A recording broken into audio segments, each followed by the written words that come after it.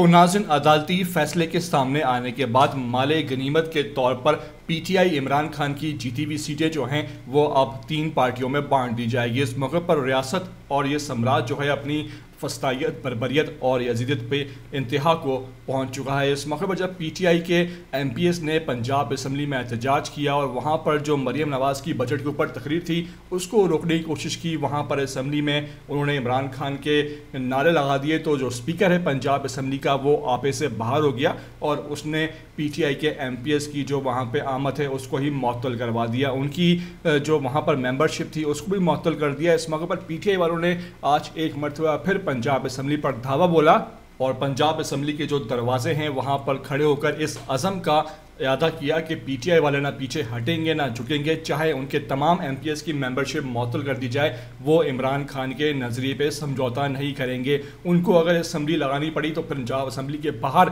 Assembly लगाएंगे, अपनी assembly लगाएंगे और फिर देखेंगे कौन उनको रोकता है और कौन फिर यहाँ पर रहता है। इस मौके पर पीटीआई जो है वो इस अज़म का इरादा कर रही है, ऐसा अज़म दिखा रही है कि अब फैसले शायद सड़कों पर होंगे और यही वजह है कि पीटीआई मजबूत कुव्वत इरादी से अब सामने आ रही है और इस फस्तायत का, बर्बरियत का भरपूर जवाब भी दे रही है। चाहे रोड हो, चाहे कन्वेंशन हो, चाहे ऐवान हो, हर जगह अब एहतजाज किया जा रहा है और इमरान खान का नारा बुलंद किया जा रहा है। आपको तमाम तरह मनाज़िर वीडियो दिखाने जा रहा हूँ। आपसे रिक्वेस्ट है कि पहली बार अगर आए हो चैनल पर तो लाजमी इसको आप सब्सक्राइब करो, लाइक करो, शेयर करो और कमेंट करके मुझे अपनी कीमती राय से ज़रूर आगाह भी किया करो।